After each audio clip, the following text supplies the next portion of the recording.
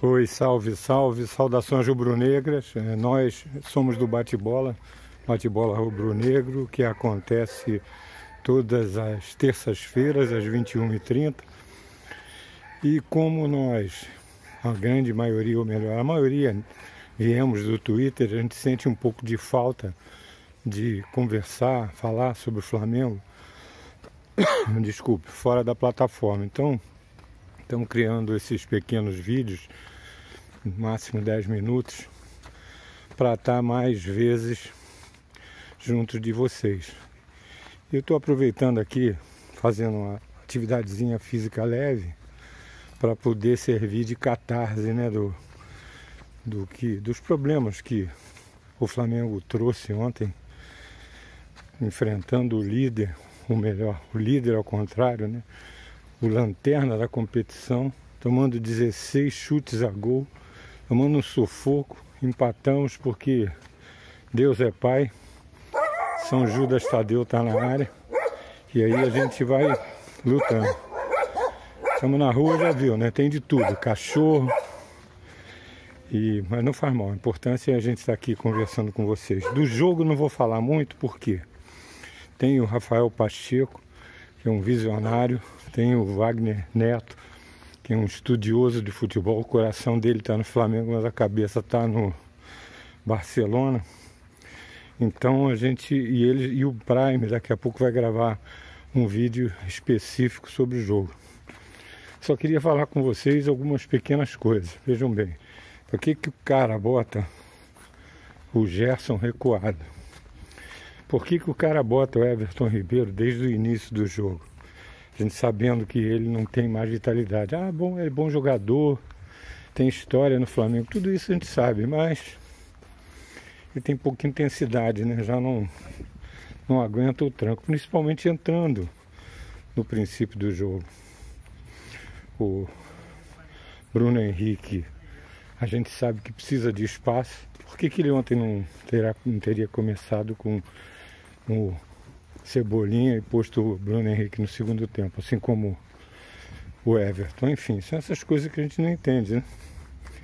E o Vitor Hugo, que depois foi uma das substituições, que incrivelmente ele morreu, né, com substituições, não fez as 5, mas o Vitor Hugo ele botou outra vez longe do gol.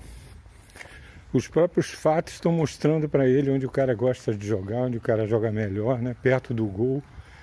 Não adianta, já fez 2 gols e ele bota o cara lá atrás, fez uma partida ruim. Não fosse o gol salvador, enfim. Problema, né, complicado, né? Mas vamos lá.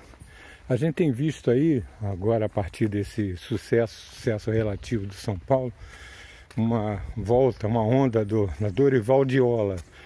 Flá Dorival está em cócegas. Esquecendo de que o camarada, quando foi embora lá, 2013, 12, né, quando trocou a administração para essa chapa Flamengo campeão do mundo, ele saiu do Flamengo e colocou uma questão judicial de 13 milhões de reais. 13 milhões. Ah, ele tinha que receber? Tinha, porque o Flamengo assinou. É quase que uma tradição do Flamengo fazer esses contratos mal feitos, né? Então o que a gente está querendo dizer com isso? Que futebol é uma relação comercial, uma relação profissional. O cara tem que receber, recebe. Não tem, não recebe. Não tem nada que ficar chorando. Ah, porque o Dorival, se ele tivesse feito isso. O Dorival foi o grande responsável pelos 50 dias de férias que arrasaram nosso início de temporada. Nós quase que viramos o Flamengo da gama de tantos vices que a gente arrumou no princípio da temporada, também por culpa do Dorival. Antes falamos aí de dinheiro, aí damos um pulo, né? Quem teve a oportunidade de assistir o Capello e o Grafietti e o Rafael destacou lá no bate-bola. O Flamengo, tem em caixa cerca de 240 milhões de reais em caixa. Ah, mas de onde que o Leblon está tirando isso? Basta ver aí, o Flamengo é ultra transparente nas suas contas, apresenta tudo, enfim.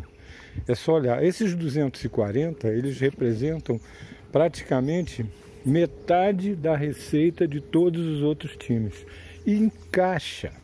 Então, a administração do Flamengo, que a gente reclama bastante desse negócio do futebol, essas bravatas do vice-presidente, essas loucuras aí, essa insistência, essa coisa como se fosse um casamento indissolúvel entre ele, o presidente e o vice-presidente de futebol. Enfim, a gente critica, mas tem que reconhecer os méritos. Nós estamos navegando nesse mar de tranquilidade nas finanças graças para, basicamente, a administração, essa, né? Não tem dúvida. Graças a 3 nomes individualmente falando, vamos lá, a gente fala do Cláudio Prakovnik, a gente fala do Rodrigo Tostes e a gente fala principalmente do Valim Vasconcelos. Valim Vasconcelos foi o cara que foi indicado em 2012 para ser presidente do Flamengo. Depois a gente sabe daqueles problemas, que aí o Eduardo entrou, enfim.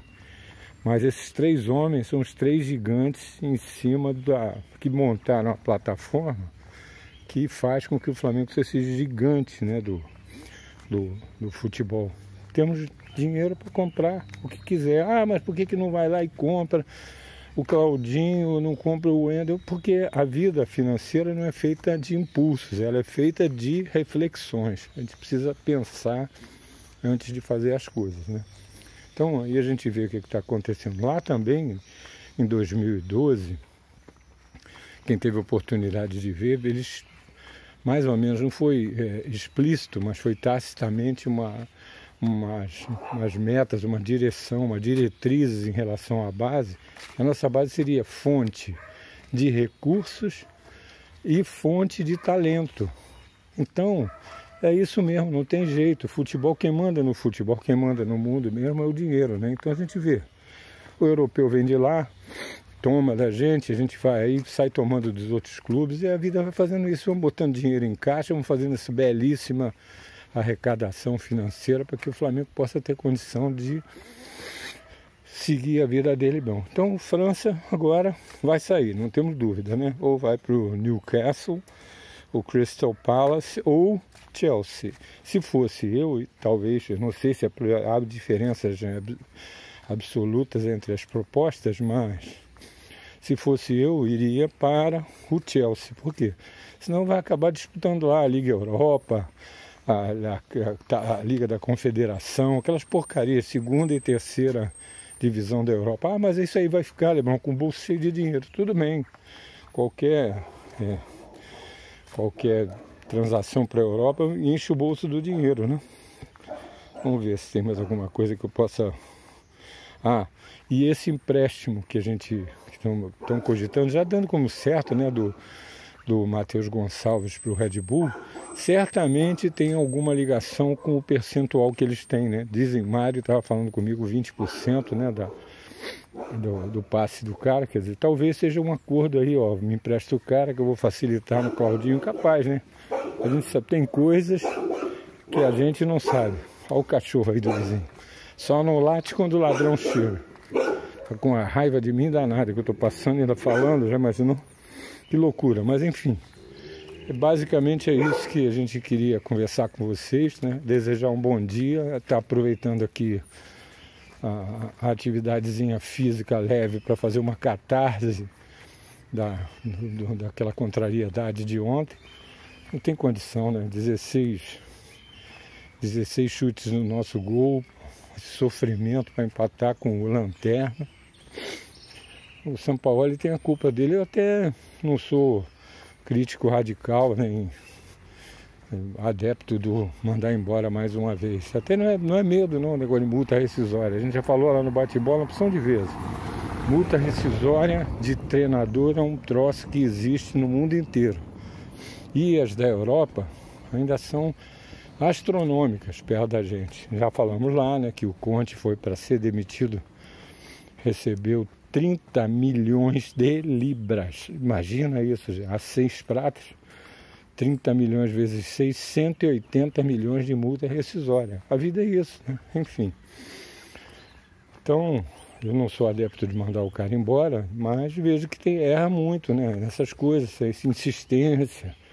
Continua não vendo, continua com as mesmas coisas, tão óbvias pra gente, né? Porque meu ponto de vista é o seguinte, quem conhece de Flamengo, quem sabe de Flamengo é quem acompanha o Flamengo. Quem acompanha o Flamengo mais do que qualquer outro é a torcida do Flamengo. Então somos nós que conhecemos o Flamengo, né? E por falar em torcida, agora estou me despedindo de vocês, eu queria mandar um abraço especialíssimo a todos os rubro-negros, é claro, a todos nós, mas principalmente o pessoal de fora do Rio. Os caras vivem um amor platônico com o Flamengo, coisa linda, né? O cara nunca viu o Flamengo jogar, talvez vá terminar seus dias sem ver, mas o sujeito carrega o Flamengo no coração. E é isso, exatamente isso, que faz a enorme diferença e o ódio dos antes. Eles têm ódio da gente porque não entendem como é que o cara que mora na cidade deles, do lado deles, o cara torce por outro time que não seja o time deles. Aí fica essa loucura, né?